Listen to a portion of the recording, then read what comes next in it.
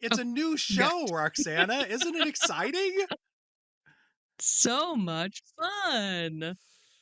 See, this is the problem is that you were the first guest of the last show. And when I went back to listen to it 2 years later, I realized you are actually better at our show than we were. And it was a little bit annoying No, that's because not Yeah. no, you did. Yeah. You understood the We show much better than either of us did. You were already drinking, like you were in the spirit of the thing. Mhm, And it took Jason and I a few mhm. months to sort of like catch up to where you were at. So actually, yeah. this is Yeah. the show where you're going to show us how to Well, do our show for our new show. Again, okay, well, I'll it do my sounds best. good luck charm sounds like a compliment, but it's actually mildly exploitative. We Yeah, again a need little you to bit. help us Yeah, do the show. Okay, so but it's that's a YouTube show fine. now. So what we should do is we should do like a what should I do it like fully like this, Mike? Like do do Just don't do do show the do do cover. do do do do Opening do do do do do do do do do do do do do Mine do says do 50 do cents on do it. do. I love it. Hello. I think Hello, and welcome to The Guide for the Film Fanatic, the podcast where we invite a guest to pick one movie from Danny Peary's seminal 1986 film reference book and talk to us about that movie. I'm your host, Jason Bailey, and across the mic and across the country from me is my co-host. Michael Hull.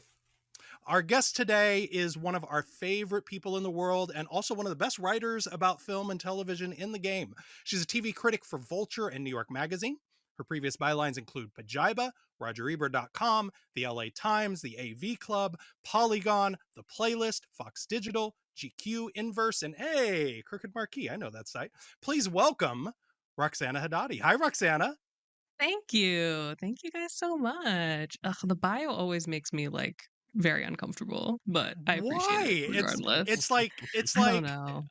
it's somebody else being your hype man. Like I know. if I had like a podcast host, like if Blake Howard would come to every like social gathering with me and like introduce me to the room before I came in, I feel like I Mhm. would be much more comfortable in social situations. That's just me. Absolutely.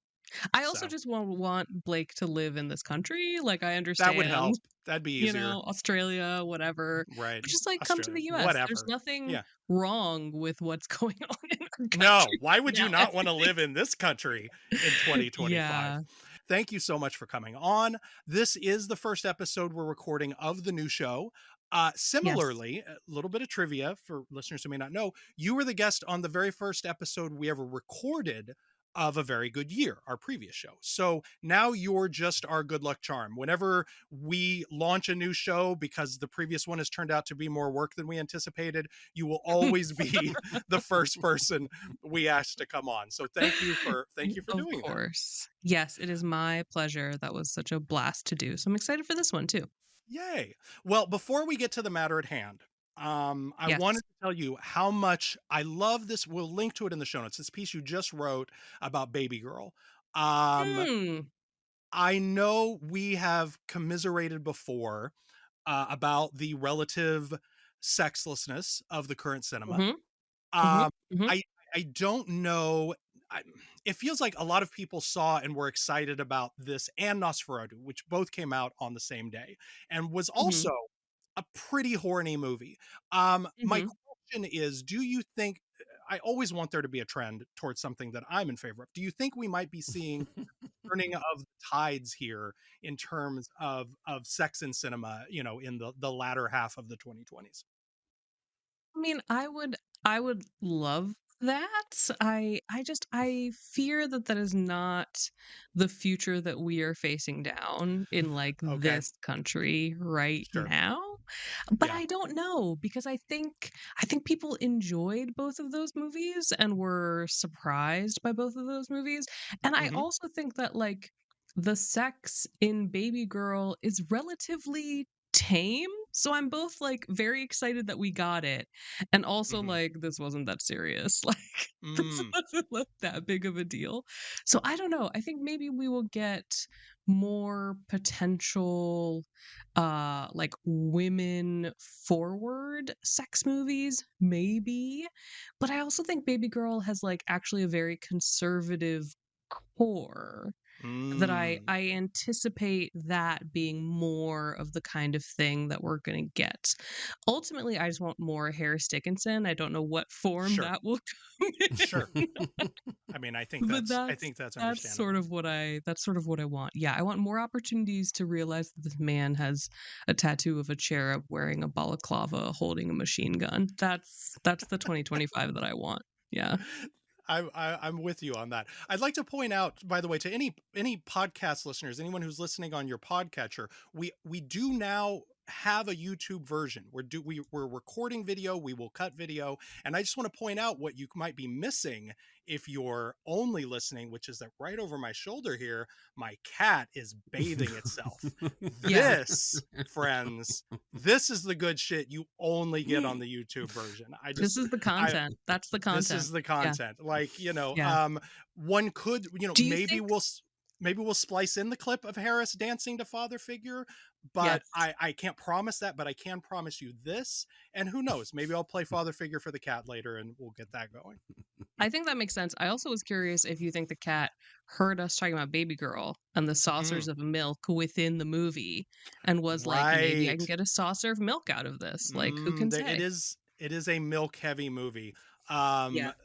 Um, Fluffy over here is a boy, but I'm going to go ahead and call him a good girl anyway. Hey, hi, Um, Fluffy. Oh, wow. so Roxana, to the Yes. matter at hand, what Yeah. film from Guide for the Film Fanatic did you select to discuss today? The Godfather Part 2. And that is our trailer cue. You know it's a serious movie because they start with bells in the trailer. That is serious. The history of two generations of crime. Yep. The drama of absolute power and the men who violate it. Like, have you ever seen this Godfather trailer before? Part 2. As many times you've seen the movie, why would you watch the trailer? It just seems insane to me that there even is a trailer. Obviously, there's a trailer, but Of course. They did Don want to Vito show Corleone people and things his son, before it came Michael. out, yes. Both had Don seen the Corleone. ones they loved most cut down before their eyes. Two people. Both had killed as an act of vengeance. I mean, I think it probably was important to prepare people for the dual storytelling happening Yeah, here. I could see That that. you don't want to Yeah. blindside anybody with that in Okay. the theater.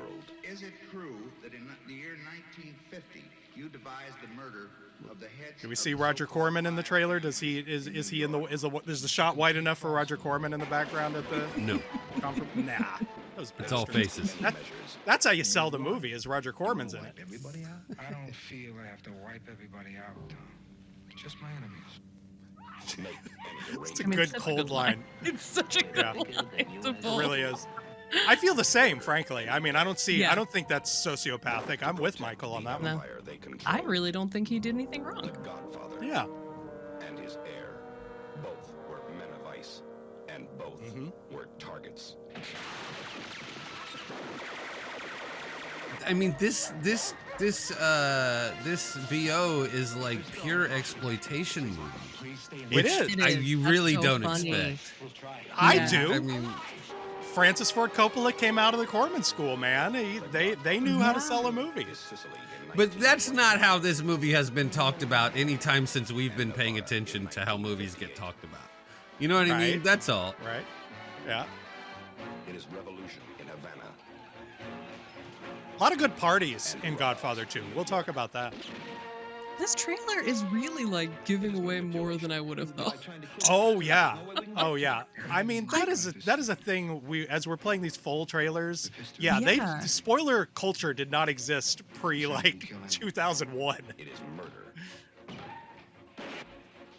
it is betrayal. It is It is murder and it true. is betrayal. I would agree with That's those. true. That's accurate. I don't know that we need to show the spouse abuse in the trailer. I don't know what that's History necessary. of the Corleone crime family. People were like, you know what? I'm split on this movie, but if that's in here, If that's I'm in gonna- there, I'm in. if someone It hits is the someone hits motion Diane picture Keaton, masterpiece I'm of in. the year. I'm not a big spouse abuse, movie guy. I'm not sure how else to say it. Wow, you heard it here first, gang. Mike taking a Breaking stand. news. He can like shoot everybody in the face, but like That's we're true. upset when he like smacks are. K real quick. You're right. Like You're right. Yeah. I'm not. I You're don't want right. that to sound like I'm standing up for smacking your wife or anything, but No. But Sure. don't you feel like this is sort of, well, okay, I was going to say something that a lot of people would be mad about, so I'm not going to say it. Let me just Okay. back off Just from that. put a pin in it. We'll put a pin in it. Yeah. Let's do for anyone who hasn't seen Godfather 2 who's listening to the show, and I can't imagine why you would frankly have done either of those things. But here's our quick summary. In Francis Ford Coppola's first follow-up to his 1972 box office champ and Academy Award winner, he tells two parallel intermingling stories, one a prequel and one a sequel, which is very clever. As with the first film, Coppola directs and co-writes the screenplay with the novelist Mario Puzo. He also produces, taking over for Robert Evans and Al Ruddy. That's right, folks. Somehow Right. he managed to make the movie without the invaluable assistance of Al the Offer Ruddy. Also returning from the first film are Diane Keaton, Talia Shire, Morgana King, and Richard Bright, as well as James Caan and Abe Vigoda in the epilogue. New additions include Michael V. Gazzo, G.D. Spradlin, Bruno Kirby, Danny Aiello, Harry Dean Stanton, Dominic Chianese, aka Junior Soprano, and our old pal Joe Spinell. All right. fuck yeah, Joe Spinell, movie Hell one, yeah. show one, Joe Spinell. It was Joe a must. Spinell. It Well, I was a mean, must. The conversation about just doing the Joe Spinell cast was not lengthy, but it was entertaining. Mike, what does our friend Mr. Danny Peary say about The Godfather Part 2 in Guide for the Film Fanatic? We can't start this show by reading this Sure you review. can. Are you out of your Yes, you mind? can. Of course This you can. guy's crazy.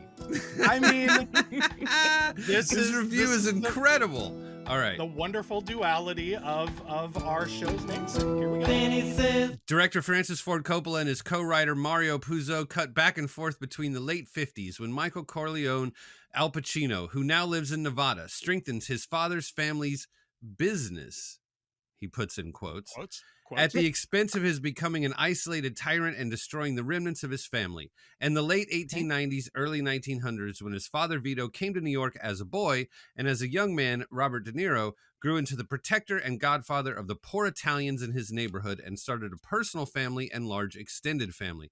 That is a fucking sentence, all you writers out there. That's Boy, one sentence. That guy used every form of punctuation in the English language at least twice.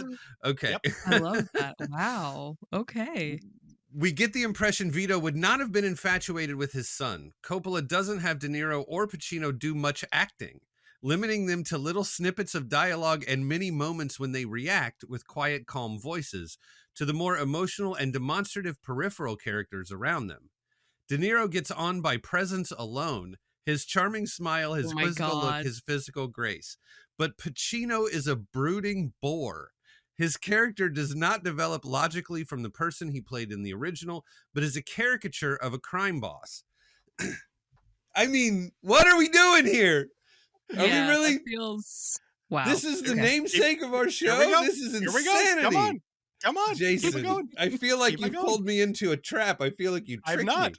I've not. All these major scenes seem unreal, calculated for audience response.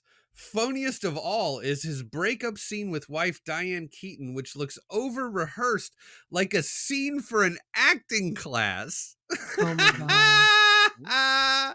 Yep. In fact, several of the major scenes in the contemporary section come across as mere duplications of real-life drama we've seen on television. The Jack Ruby kills Oswald assassination, the Senate crime hearings. The scene in which the senator, G.D. Spradlin, is found in a brothel with a hooker he brutally killed is similar to numerous sequences in exploitation films of the era and is included for no reason other than sensationalism. The only moments that come across as real are when the crime bosses and legitimate businessmen gather in Batista's Cuba to decide how to divide up the American pie. It's commendable that Coppola tried to broaden his scope and be more political. And when a Jewish crime boss, a terrific subdued debut performance by legendary acting teacher Lee Strasberg, raises rather than lowers the volume on a televised football game while talking over important crime business with Michael. That one moment boop. That's the. I mean, it's a good moment, but like that's the only good thing in the whole fucking movie. This guy, this is wild. Okay, okay. We've gotten okay. We're almost done here. Critically acclaimed film walked away with several Oscars, including those for Best Picture, Best Director, Best Screenplay, and Best Score by Nino Rota. Surprisingly, Gordon Willis, whose cinematography is even better than in the original, wasn't even nominated. Bong, Danny Peary out. That is his capsule. Now, we're not gonna dwell on this. We're not gonna spend we're not gonna spend a bunch of time interrogating Mr. Peary. Scandalized. I'm scandalized. Sure. I know. Michael is going to interrogate it later on his own time. I mean, what I think is important and why I'm actually glad that we landed on a review like this for the first show out of the gate is, number one, the book is the organizing principle. It's a great checklist of movies. He doesn't necessarily love all of them, obviously. We don't necessarily agree with everything he says about all of them, obviously. Also, obviously.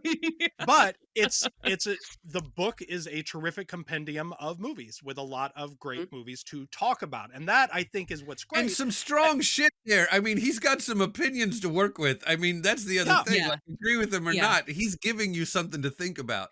Absolutely. They're distinct opinions. Like, I don't agree with any of them, but they're at least like things that he is honing in on. I mean, and that's that I think is like hopefully something we're able to achieve on the show, is that like we're gonna have a conversation even if we don't all agree about all the same stuff. And so that, there we go, warning shot. Okay, so that we've put that out.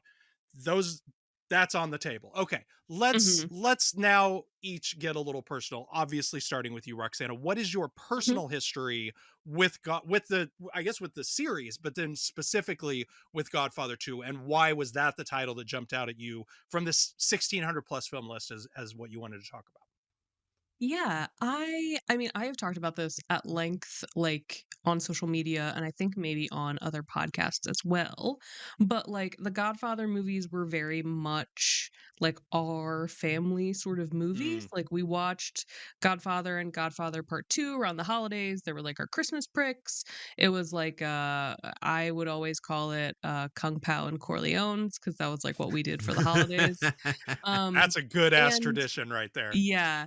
And my dad was a big movie fan when I was young, and he shaped so much of my taste, and he just really loved these, and I think in particular loved Part 2 because we get the time in the old country, and so much of that sort of like Sicilian blood feud, funeral, group mourning sort of thing, I think was very familiar to him from like growing up in a small village in Iran. And I think all of that felt like, oh, I see some aspect of like my old country traditions in this. Obviously, like Vito coming to this country, trying to find his place. I think all of that stuff really spoke to him. And for me, I don't know, I loved hearing the review because I was like, wait, isn't what he's saying isn't acting? Isn't that acting? Like, aren't the things you is saying are not the thing? Isn't that the thing? I love how like sort of ugly and cynical this movie is, while also being like a very beautiful portrait of how trying to like maintain certain traditions and certain customs will inevitably be corrupted just by like the nature of what America is. So I love all of that stuff. I mean, it blows my mind to say like De Niro is just getting by on vibes, because like it's De Niro. It's De Niro in this movie. I don't know. Like he's so vulnerable and beautiful and forceful, and I don't know, just like a coiled wire. So yeah, it's very much a part of me, this and Godfather, just like a part of what made me fall in love with movies and with the ritual of movies and sitting on the couch with my dad and just all of that stuff. So like it's very close to me.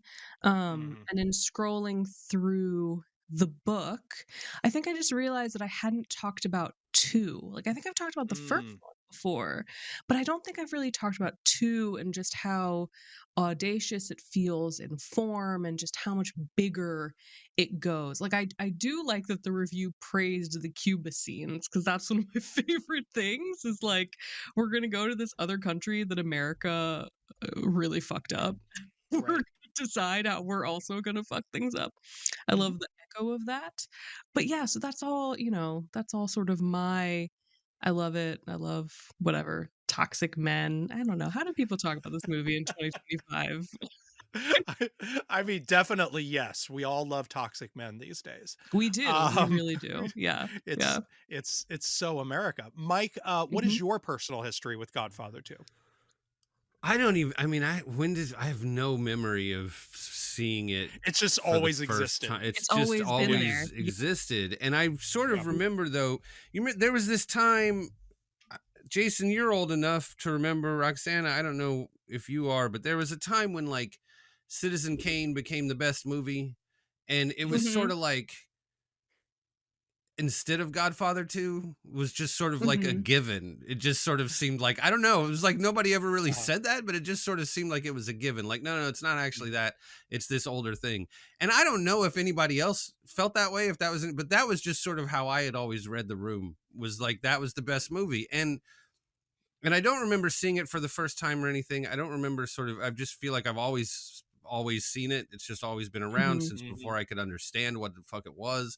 I don't think my parents particularly like it, but I have seen my dad watching it 10 times since I've like moved back into his orbit. Yeah. You know what I mean? So Yeah. obviously, he didn't see it for the first time recently. I didn't have to tell him about it. The thing that has always sort of been fascinating, and I'm going to tell an extremely brief story and you'll understand why. One time I was cleaning my apartment and I was listening to Bitch Get in My Car by 50 Cent, and I was really feeling that song. I was really enjoying it. And I'm not sure why. It's a good song, but I don't know why that day I was really feeling it. And my girlfriend at the time said, "Can you explain something to me?" And I said, "What?" And she said, "What exactly do you relate to in this song?"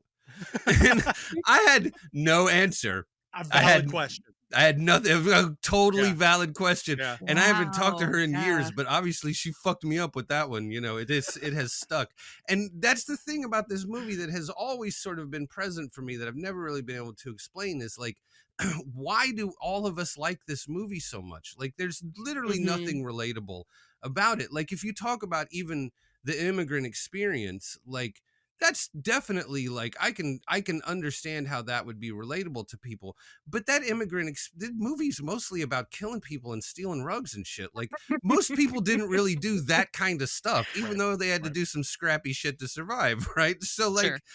like that's the thing to me, is like to this day I don't understand why this movie feels so personal and so Mhm. intimately relatable, but it does. And that's part of why I think of the second one actually as even better than the first one. The first one is a more like crackerjack, like, bang bang bang, like holy shit, this is a 70s movie, utterly badass, peak of its form. But what makes the Right. second one better is that in some way it feels like a movie about my fucking grandfather or something. And I met both of my grandfathers. They were not like that. Somehow. That was not, they Somehow. came from Yeah. fire and brimstone, like bullshit white Right. people preacher types. Like that was not their experience, right? But somehow it feels like a movie. It feels like my movie, and everybody Yeah. feels that way. I still can't explain it. I still feel it. Roxana, is Godfather 2 superior to Godfather 1? I say yes because I think it's doing more. I think it's Okay. saying more. I Okay. think Godfather 1 is very much a story of like morality and family. And I think 2 is very much about like the cycles of America and how impossible it is to get clean. And that always sort of like appeals to me. So I think it's broader thematically. Mhm. I think the performances are, I don't know, more weighted by time. Like, I rewatched Mm. yesterday and I rewatched today, and I love Duvall in this so much because Oh my God. Duvall is just like a broken, exhausted man, right? And like I love that sense of even within the movie, I think the characters feel like I can't believe we're still doing this. Like we're still Mm. caught in this. And Mm. I Well, and really the love that. arguments between him and Michael don't feel anything like the arguments between Michael and Sonny in the No, first one. not Like, at all. even though they are that sort of in that same sort of vein, conceptually speaking, like on paper, Yeah. but when he challenges Michael, I mean, that's some of the like the strongest, you know, emotional and everything about that is just like whoa. But Yeah. it's like silent and you can barely see it. I mean, how the fuck is that even possible? Like, No, Yeah. the silence is so true. This movie is so quiet. Like just the long scenes of like Michael sitting in his Nevada office. Like there's just a sense of it's not stillness necessarily, but like a sense of stasis, I think, Mm. permeates this movie in a really fascinating way. And then contrasted with like There's a Vito's New warmth. York, right? Yeah. Yeah. Yeah. Yeah, which is like bustling and energetic and people are just like earning a living. It's like it's a very different idea of, Yeah. like, what it is to be a person in this country, I think. I think that might be part of the answer too, is like, you know, Dolly Parton can sell out soccer stadiums in Nigeria. Like, how Yeah. does that make sense? It makes sense because the stories that are being told about moving to the city and about missing that sort of, like you're talking about, the warmth of, you know, the New York stuff, missing that, remembering that from our childhood. And this movie has a profound sense of being lonely in a crowd that I think is Mhm. something else that, like, you know, we either experience or we fear experiencing one way or another. We all sort of, you know, seeing that played out in this thing is cathartic in a way. And the fact that it really does, like, ultimately it is kind of his fault. I mean, I know Mm. he keeps saying it's not, but it ultimately is kind of his fault. And I think Yeah. that there's a way that we watch movies where bad things happen to people, and there is a sort of, you know, like, whatever, women in true crime is sort of like, so that hasn't happened to me. Like, I have made better choices. Something that, and it's Mhm. There's unspoken. We're something. not sitting there Yeah. telling ourselves I'm a better person than Michael Corleone, and so my family's Mm. not going to fall apart. But I really think there's some in our lizard brain. There's some part of that that's happening with this movie, and it's Yeah. just so cleanly, purely, beautifully, and properly represented. But also, the quietness gives us time to feel it on our own and to Mhm. interpret it on our own and to relate to it in our own ways, the quietness of it. I would never sell out my family like Fredo. Like, that sucks that he got fucking, you know, had to go fishing, but like, I would never do that. So that's not going to happen to me. You Yeah. Right. walk away from Godfather Part 2 being like, "Fredo, what an idiot." I would simply not sell out my family. I'm Um, simply built different. That's what Mike is saying. I'm built different. Men will kill their brother on a fishing boat rather than go to therapy. Yeah. Yeah. Um, okay, so I'm not trying to be the fly in the ointment here. Mhm. Not trying to be Mr. Perry's avatar here, but I will say that, Mhm. and Mike and I have had this conversation. You see him leaning back like ready for my bullshit. We've had because we've been having this conversation for 35 years. Um, Mhm. I love Godfather 2. I don't want to come off like the guy who doesn't like Godfather 2. I'm a man of impeccable I'll taste. I be know good honest, a things. man who says this makes me think he's gonna say, "I don't really like Godfather 2." But Uh-huh. Yeah. I do believe Godfather Mhm. 2 to Sure. be sort of indisputably inferior to Godfather 1 in my Okay. personal, obviously not indisputably because we're going to dispute about it a little bit, but Mhm. my feeling, and I will say this too, I will own this.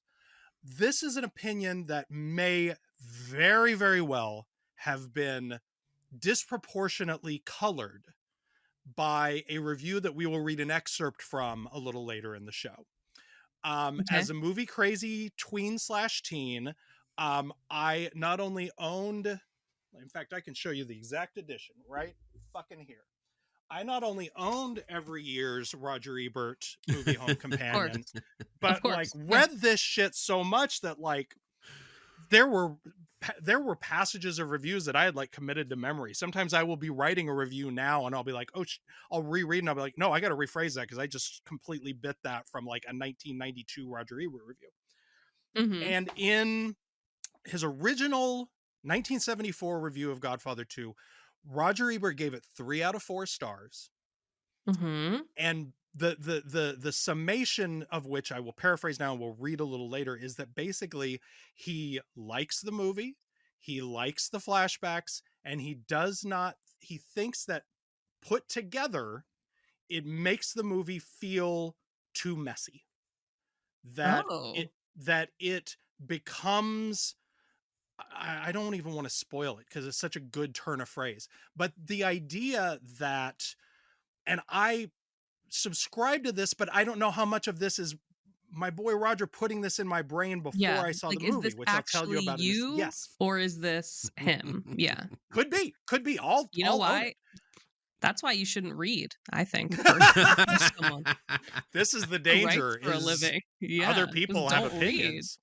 Yeah. But Ugh. I feel that The Godfather Part 1 is a perfectly stitched, I'm going to steal an analogy you've used before, Mike. It's a perfectly stitched Italian suit.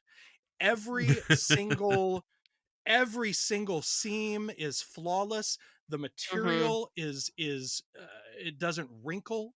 It feels good against your skin. It's just Ooh. it's perfect. It is a perfect fit. It Mhm. is a flawless piece of cinematic art. It is my favorite film of all time. When people ask Mhm. me that lame ass question, that's the answer I give. That's the lame ass predictable answer I give. The It's also my Godfather Part answer, so 2. yeah. The Yeah. Godfather Part 2, it's a little lumpy. There's like it's Mm. the this Ugh. sleeve is a little bit longer than that one. It's a little tight around the Mm. collar. It's like it's a good suit. It's just it doesn't feel quite right on me. I was gonna say, do That's you think the problem is the suit or do you think the problem is your body? look, it could go either way. It could go either way. Mhm. But let me say this, that Mhm. in revisiting for the show, and I'll always take an excuse to, like, I was thrilled when you put it out there. It's like, oh great, I have an excuse to block off 3.5 hours and think about the Corleones. The flaws that have always perturbed me about it are still very clear to me. Mhm. And and some of which were in Coppola's control and some of which were not. I think the primary problem with Godfather 2 is not actually, as Ebert said, the dual structure. Like, I think that's actually, I think that's a masterstroke. And especially as the more the film goes on, the way that those become like the sort of what's happening in the fade betweens become counterpoints to each other is Yeah. fucking brilliant. Mhm. Mhm. I have always been bothered by the Clemenza switch up. By, Oh. Mhm. if you don't know the backstory, Richard Castellano played the loyal Lieutenant Clemenza in Godfather 1. He's terrific in it. Has some of my best scenes, some of my favorite scenes in it are Clemenza scenes. And when they approach, they wrote clearly the Clemenza role like a better role, this incredible role in the sequel. And when they went to him to ask, to make the offer that everyone else accepted, he decided, this is my moment to do a power play, and made a series of, and depending on who you read, but unreasonable demands for what it Mhm. would take to get him back, the kind of control he would want over his character and over his scenes, and the kind of money he wanted, and so forth and so on. And basically, he brought all this to Coppola, and Coppola said, "Fuck you," and rewrote the character into this new guy that we're introduced to, Right. Frankie Pentagli, Pentagli, who's also been a loyal lieutenant for this entire time, blah, blah, blah, This whole time. Yeah. yes. Yeah. And I understand why the change had to be made. I understand, but it is for me a flaw that I am always aware of every time I watch the movie. And for you non-YouTuber, Mike is shaking his head with, it's not even furiously, it's like, oh, you poor thing, you poor kid. You are talking some flat Earth shit right now, bro. I don't even know who you are. Sorry, go ahead. But what I don't understand is, like, was it okay? I want to know when the flaw became apparent to you relative to when you knew that backstory. I don't know. I'm Okay. certainly not on first viewing, but Okay. because the first time I saw this movie, I was 15 years old. I didn't Yeah. know any of the production history type stuff or Your whatever. immediate reaction was like, "Who's this guy?" Yes. Okay. Didn't feel Okay. right. Didn't feel right to me. Interesting. Okay. Hmm. Um, I mean, I feel like that's the just obvious an example. argument. Yeah, Yes. but like, isn't like the obvious argument just like it's a big crime family with like a It's lot a of movie. guys? He was locked Okay. up. Now he's Then home. you know what they should have done? Bung, Then I'm you know what they done. I'm should have in. done? Sold. Bruno Kirby should have played the young Frank Pentangeli instead of the young Clemenza. Like, why are you telling me all this fucking backstory about Clemenza when he's not in this movie anymore? Why not? I mean, if you're gonna do the manual typewriter equivalent of find replace for old Clemenza, why not do it for young Clemenza? Okay. I've taken up way too much time with this very, I'm sure, minor in the scheme of things thing.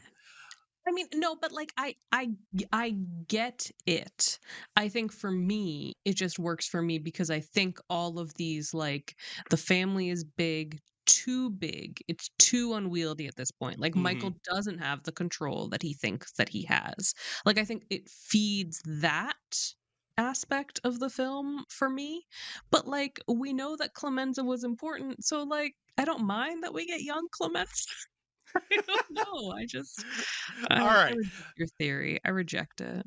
That's fine. I'll accept your rejection. I'm not going to the mat for this thing. Talk to me about young Robert De Niro in this movie. Talk to me about what he's doing in this movie, Roxana.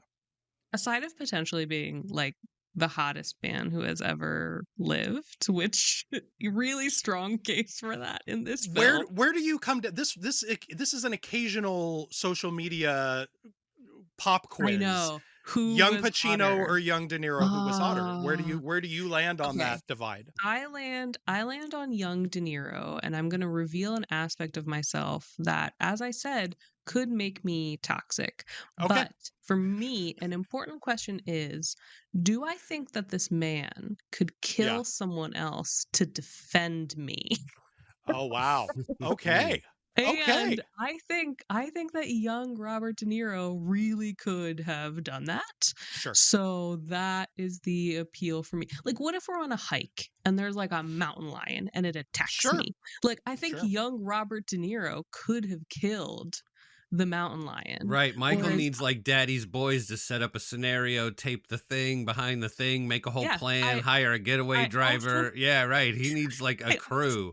De Niro just I handle business and also, like come home, not even tell you it's done, and just sit yes. down with a kid and eat spaghetti, and you'll just never hear from that motherfucker again. Yeah, I think you're right. Thank you. Yeah. Thank you, Mike. Yeah. I appreciate that so much. But yeah, like Yeah. both achingly beautiful. I just think that Mm-hmm. like De Niro exuded like a more natural capacity for violence that unfortunately I find attractive. So yeah, I'm going to go with De Niro in this argument. But to go back to like the little excerpt of the review that we read, it's so fascinating to me that like what did it say that De Niro is just sort of like posturing?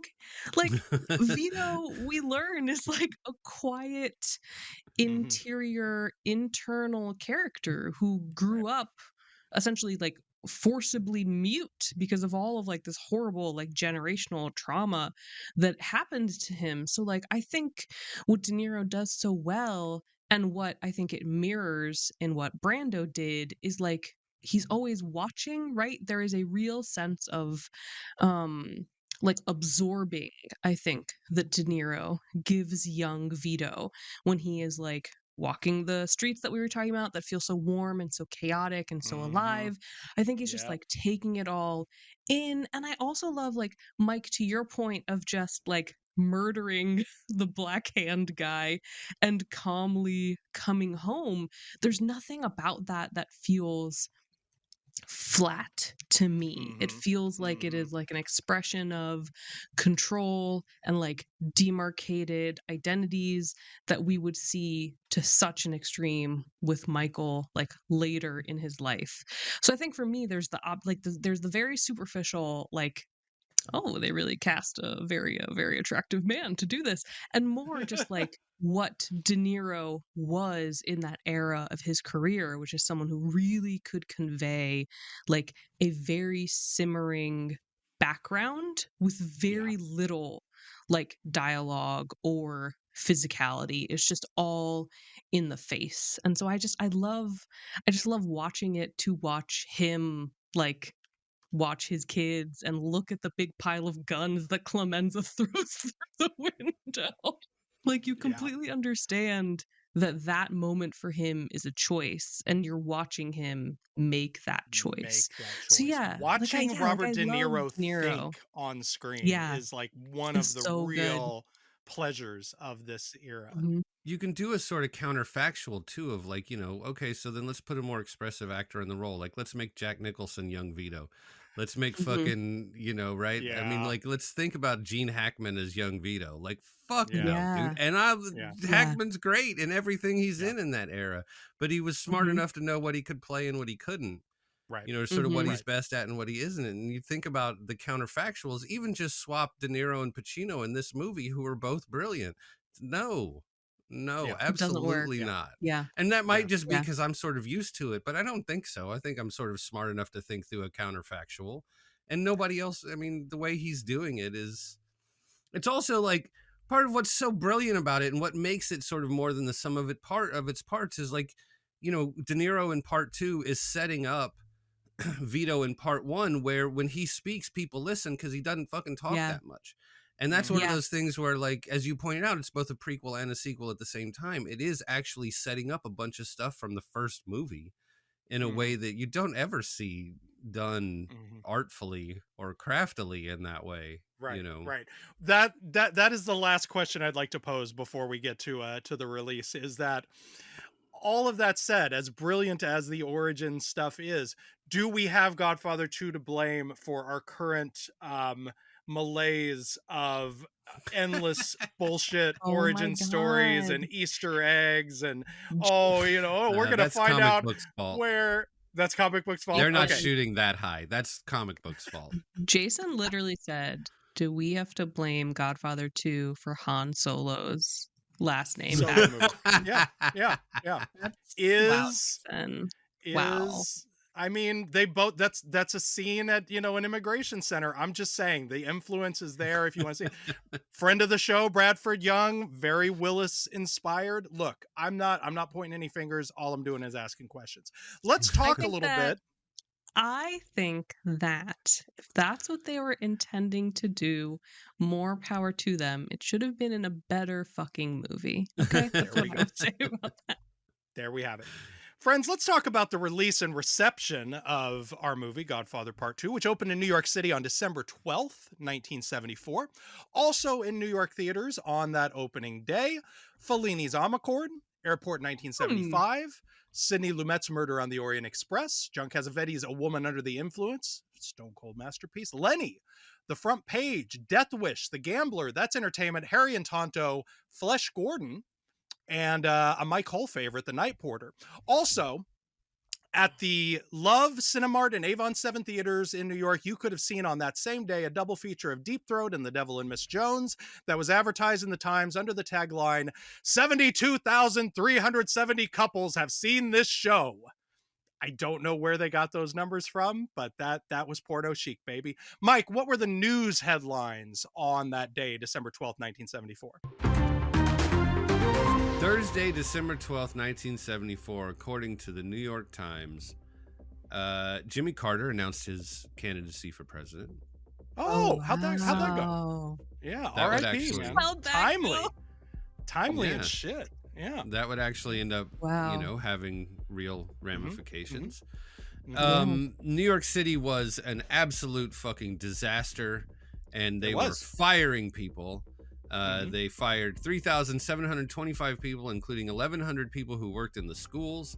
900, it says in Wow. uniform, so I don't know if that's cops, if that's robbers. Oh, sorry, those are the same thing. I don't know if that's cops, if that's firemen.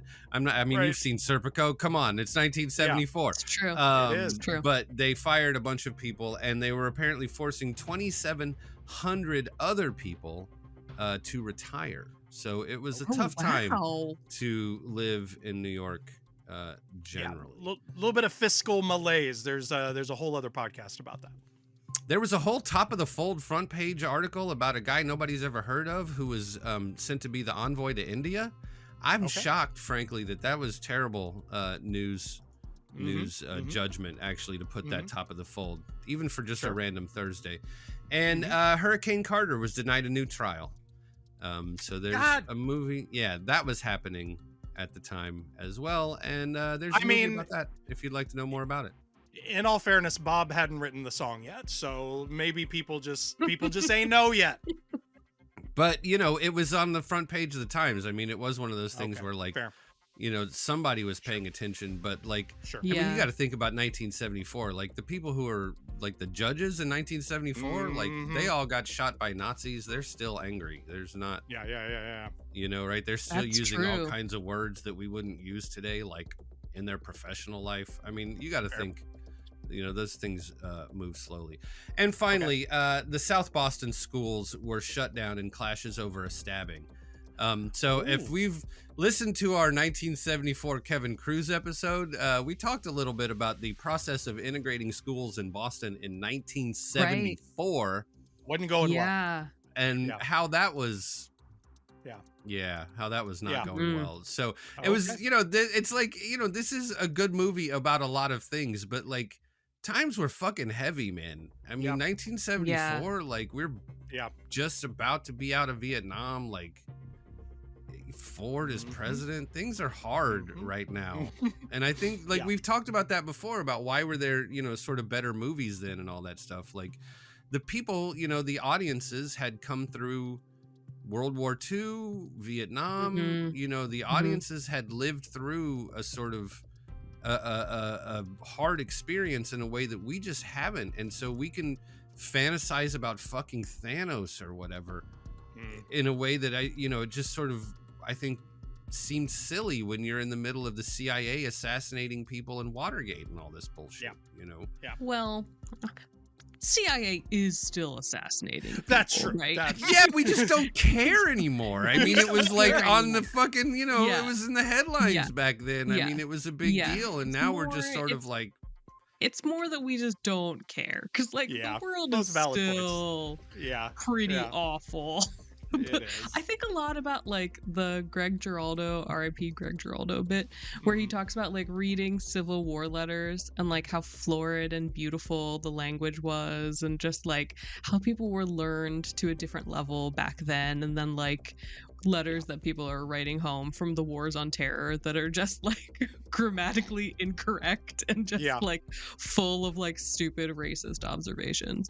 So every time period has been pretty awful, but we are in a bleak time. Every time is a bleak time. Can we just decide on that?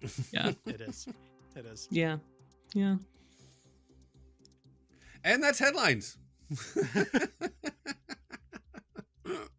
Jason, what did the critics have to say about The Godfather Part 2? They were not all as enthusiastic as you might imagine. Leading the way on the negative side was the New York Times' Vincent Canby, who wrote, quote, come on. The only, I know. The only remarkable thing about Francis Ford Coppola's The Godfather Part 2 is the insistent manner in which it recalls how much better his original film was. Among other things, one remembers The Godfather's tremendous narrative drive and the dominating presence of Marlon Brando in the title role, which, though not large, unified the film and transformed a super gangster movie into a unique family chronicle. Part 2, also written by Mr. Coppola and Mario Puzo, is not a sequel in any engaging way. It's not really much of anything that can be easily defined. It is a second movie largely made out of the bits and pieces of Mr. Puzo's novel that didn't fit into the first. It's a Frankenstein's monster stitched together from leftover parts. It talks, it moves, and fits and starts, but has no mind of its own. Occasionally, it repeats a point made in The Godfather. Organized crime is just another kind of American business, say, but its insights are fairly lame at this point. As I alluded earlier, Roger Ebert gave it 3 out of 4 stars and wrote, "The Godfather Part 2 moves both forward and backward in time from the events in The Godfather in an attempt to resolve our feelings about the Corleones. In doing so, it provides for itself a structural weakness from which the film never recovers, but it does something even more disappointing. It reveals a certain simplicity in Coppola's notions of motivation and characterization that wasn't there in the elegant masterpiece of his earlier film." He does praise several elements and performances while concluding, quote, "Coppola is unable to draw all this together and make it work on the level of simple, absorbing narrative. The stunning text of The Godfather is replaced in Part 2 with prologues, epilogues, footnotes, and good intentions." Okay, I haven't been through menopause yet, but this has got to be what hot flashes feel like. Okay, however, who was in their right mind and who Charles liked Champlin at the LA Times wrote, Okay, shout out Los Angeles. "The creative aesthetic success of this long enterprise is also, I think, on the heroic scale. Godfather 2 is quieter, less propulsive, less furiously violent than Godfather 1, and it demonstrably lacks the hypnotic patriarchal figure of Brando as Don Corleone. Still, it is compellingly watchable. The new film settles for its own strengths, and they are considerable to say the least." And here you go, Mike. She's going to come through for you. And Pauline Kael wrote in The New Yorker. "The daring of Part 2 is that it enlarges the scope and deepens the meaning of the first film. Yes, The Godfather absolutely. was the greatest gangster picture ever made and had metaphorical overtones that took it far beyond the gangster genre. In Part 2, the wider themes are no longer merely implied. The second film shows the consequences of the actions in the first. It's all one movie in 2 great big pieces, and it comes together in your head while you watch. Coppola might also have a pact with the audience. We're already so engrossed in the Corleones that he can now go on to give us a more interior view of the characters at the same time that he shows their spreading social influence. The completed work is an epic about the seeds of destruction that the immigrants brought to the new land, with Sicilians, wasps, and Jews separate socially but joined together in crime and political bribery. This is a bicentennial picture that doesn't insult the intelligence. It's an epic vision of the corruption of America." End Oh my God. quote. Come on, Pauline. How? Thank you. That's why she's the best. How did it do Pauline, in terms of box office and awards, Mike? Godfather 2 was not as big of a commercial success as Godfather 1, which was the highest grossing movie of 1972 and of all time until the release of Jaws 3 years later. But it earned a very respectable $47 million domestic, showing a handsome profit from the reported $13 million budget. Oh, nice. It came in number 6 for the year, behind such less notable efforts as Earthquake, The Trial of Billy Jack, and the year's highest grosser, The Towering Inferno. Towering Inferno. Which no one was mistaking for the greatest movie ever made before Citizen Kane was decided. That's true. To be put in that place. Absolutely but not. Coppola really cleaned up at the Oscars, where it actually outperformed the original film. And it should have got fucking cinematography too. They repeated the Best Picture win. It was the first sequel to do so, and Best Adapted Screenplay. But this time Coppola nabbed Best Director, which went to Bob Fosse back in '72. Robert De Niro won for Best Supporting Actor, one of 3 nominations for this film in that category. The film also won the Oscars for Best Art Direction and Best Original Dramatic Score. It also won the DGA and WGA awards, though it came away empty-handed at the Globes. Bunch of putzes over there. Come on, you can't even give Strasberg a fucking award? This was really his debut? I didn't know this was his debut. I knew he had a thin resume. I didn't know this was his first one. Yeah, God, I mean, there are many out of the park. Many impressive things, and the thing which we talk about at length in the 74 show, so we won't go back and do it here, but is the fact also that, like, Coppola not only put this out, 2.5 years after Godfather 1, but in between them made the fucking conversation. Like, made It another just whole ass stone cold masterpiece between correct. these two masterpieces. Like, Yeah, and then I after don't. this, his next movie was Apocalypse Now. Like, who has had a better 4-film run? I am hard pressed to think of one. All right, now it's time for a segment we call Double It Up, where we each take a turn and talk about one movie that we think would make an ideal double feature with the primary film of today's show. Roxana, you are the guest, and you should go first. Yeah, so I this was hard Mm, because I think that it's sort of obvious to think of like other organized crime movies, which is sure. fine. Love an organized Hmm. crime movie. Hmm. So the way that I thought about this was to think about other figures in American cinema who are like wrongly labeled as only making gangster movies. So I went to Mm, Marty, of course.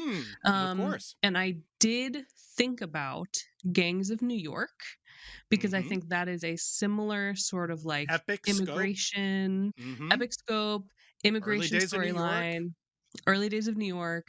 Look at this city and like the flux of change. What do different immigrant groups bring to this Hmm. country?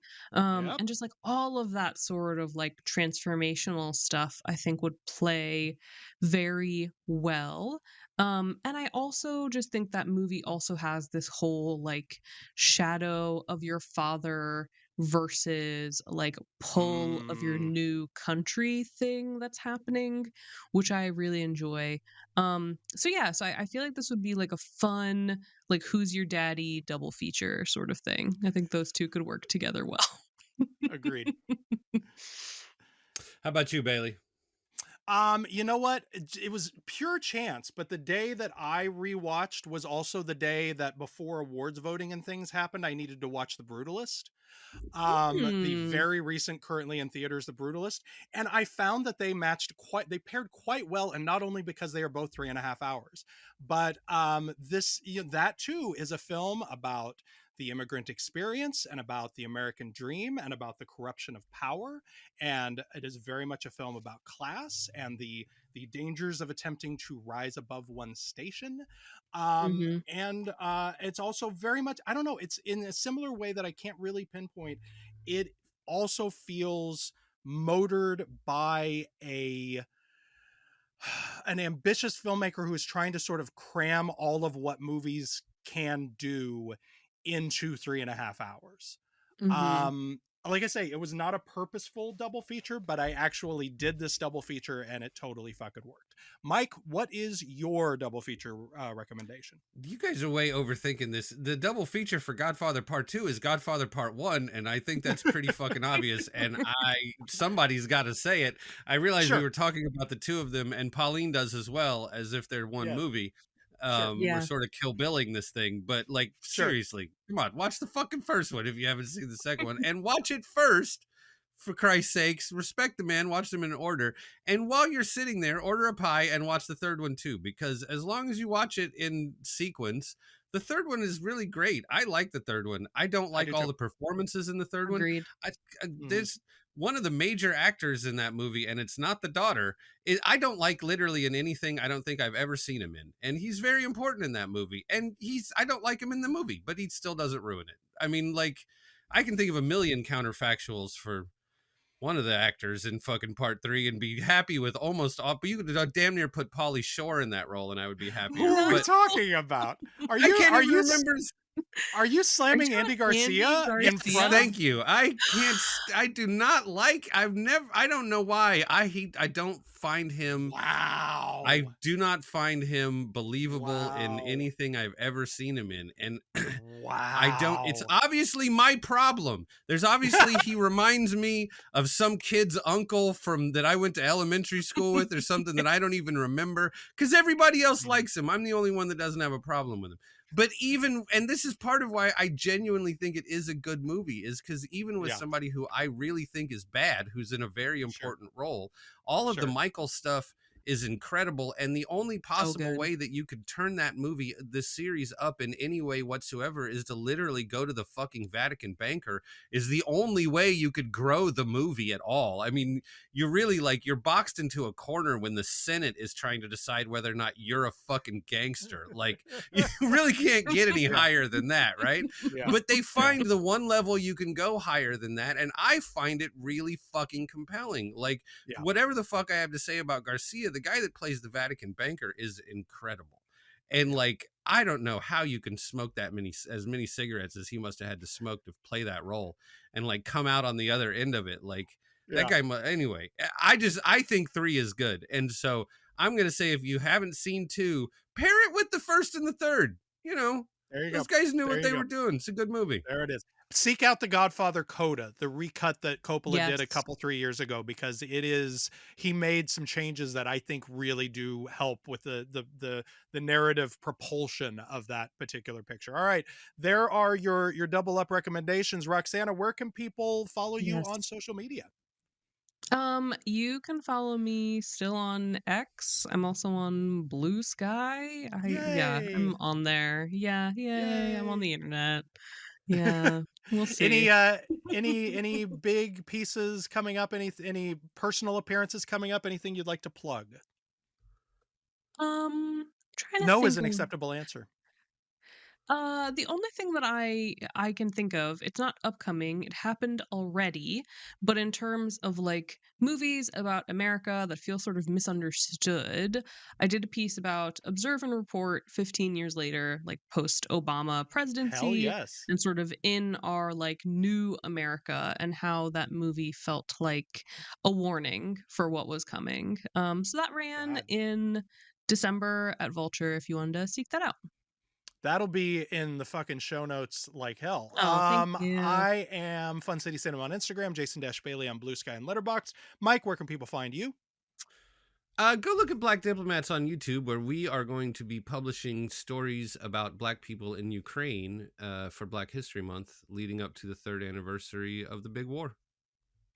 And of course, if you like the show and think other people might like it too, please leave us a rating and or review on your podcatcher of choice. If you'd like to join our mailing list and get weekly show notes and such, you can do that at new URL buttondown.email/filmfanatic. If you'd like to make a donation to support us and the show, you can do that at ko-fi.com/funcitysounds. And last but not least, shout out to a couple of people. For one thing, Danny Peary does know about our show, and we will have a very special guest, Mr. Danny Peary, coming up soon. So for everybody's like, hey, you just stole this guy's shit, we asked him first, and he was on board with it. And I just feel like at some point in the first episode, we need to just say that out loud. Danny Peary thinks this is a good idea and likes our stuff. Yeah. And he will be a guest, and we're just working out the date. We're just trying to get our schedules to match up. Well, yeah, we're just trying not to bug him because, you know, he's Danny fucking Peary. He's the fucking man. Like, we are on his schedule. He is not on ours. But I just felt like that needed to be said in the first episode. Also, shout out to executive producer Blake Howard, the Hyman Roth of our Corleone family, minus betrayal, mostly because he looks great with his shirt off. Thank you again, Roxana. Thank you, guys. Thank you, Mike. Thank you, Jason. And thank you for listening. Oh, and a special bonus here. I didn't point this out during the show, but this is special for the YouTube. It says the dog father. The dog father. That's the sweatshirt I'm wearing. It's because we got cute. a dog. We got a dog, and then where's your dog? We can't end the show without a dog shaking of the dog neck. We're recording earlier than usual, so the dog is still upstairs with, like, you know, the rest of my family whom she prefers. But the cat came.